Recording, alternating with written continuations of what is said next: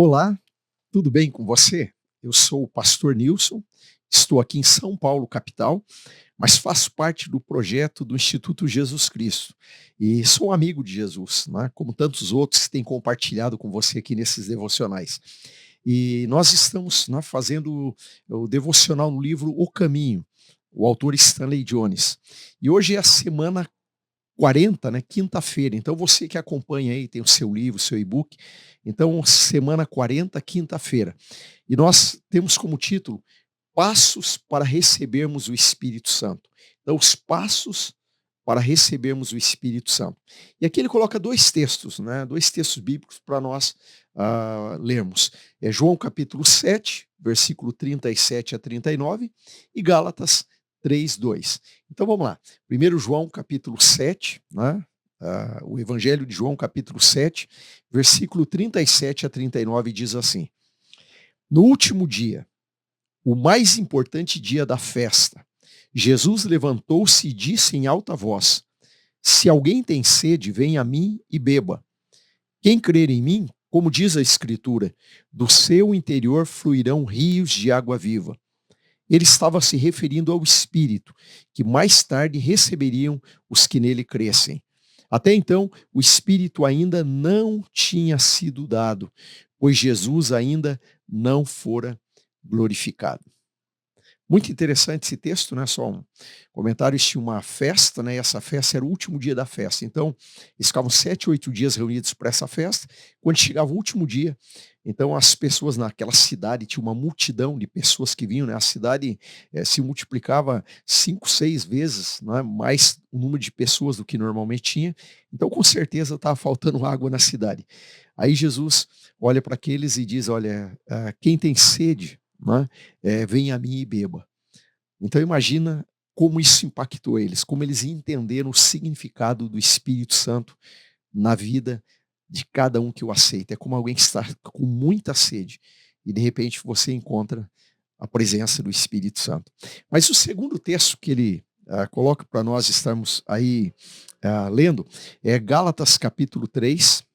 Então Gálatas capítulo 3, versículo de número 2, que nós vamos ver, Gálatas 3:2.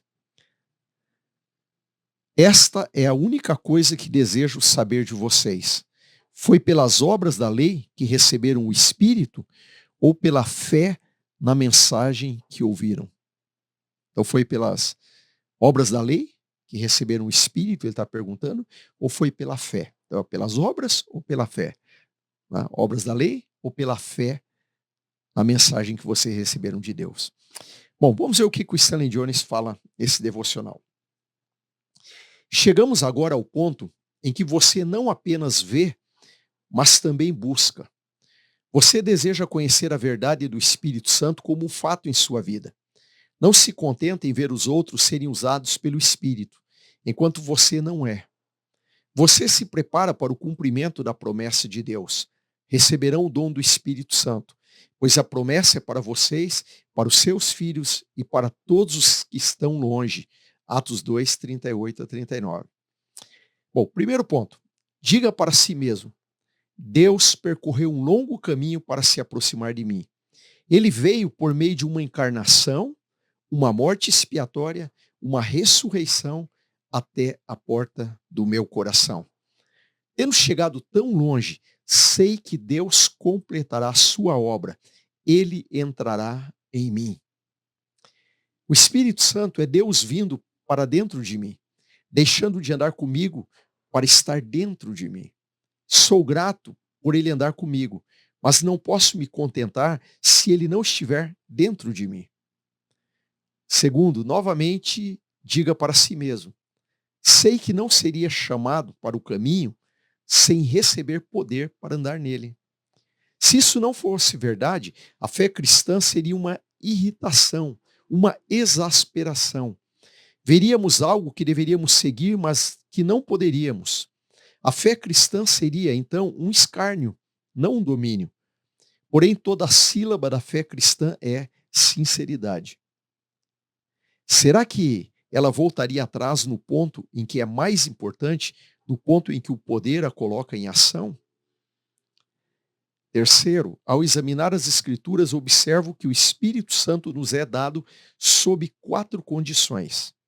Primeira condição, devo dizer: quanto mais o Pai está nos céus, dará o Espírito Santo a quem o pedir. Segundo, devo aceitar o Espírito Santo por meio de um ato de fé que se apropria, para que recebêssemos a promessa do Espírito mediante a fé. Gálatas 3,14. Terceiro, não posso aceitar a dádiva do Espírito Santo sem pagar o preço dela, a dádiva de mim mesmo. Se Deus se entrega, então devo me entregar também. Devo obedecer ao Senhor. O Espírito Santo que Deus concedeu aos que lhe obedecem, Atos 5:32. Então, devo obedecer ao Senhor, esse é o quarto ponto.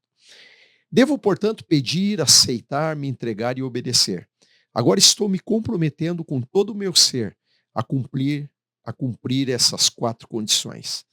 A oração: ó Deus, agora estou comprometido, estou determinado a buscar de todo o meu ser a tua dádiva mais sublime, a dádiva do Espírito Santo.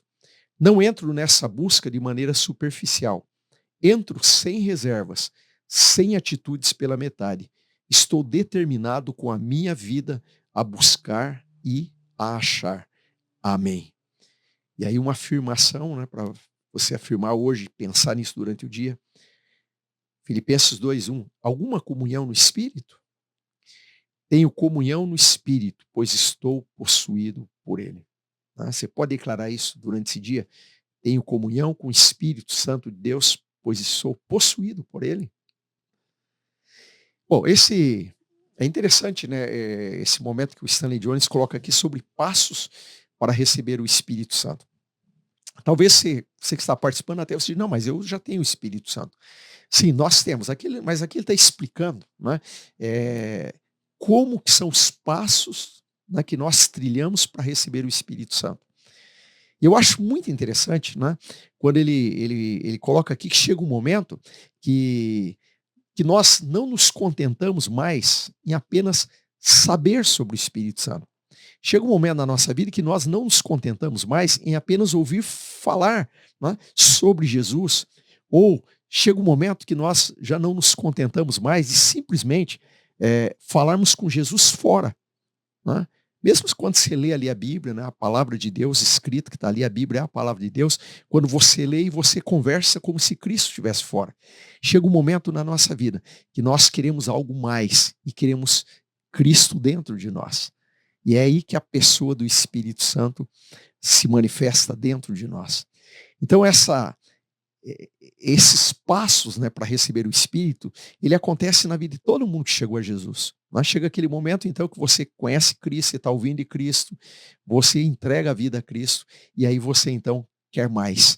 E aí, o desejo que tem no ser humano é que Cristo passe a habitar nele. E essa habitação de Cristo em nós, isso é algo magnífico, isso é algo que não tem palavras, né, humanas que dê para descrever. Mas é interessante que aqui o Stanley Jones coloca na devocional algumas coisas que são importantes. Ele diz: olha, diga para si mesmo. Né? Diga para si mesmo. Eu convido você a dizer para si mesmo. Né? Pensa nisso que ele vai falar. Deus percorreu um longo caminho. Olha, Deus que estava lá no céu, né, como Deus soberano, reinando sobre todas as coisas. Olha o longo caminho que Deus percorreu para que ele pudesse chegar até mim e até você. Nós vamos perceber que ele se encarnou, né? Ele assumiu a forma humana na pessoa de Jesus, viveu como ser humano, né? Com os limites humanos ele viveu, num corpo humano. Depois ele morreu numa cruz.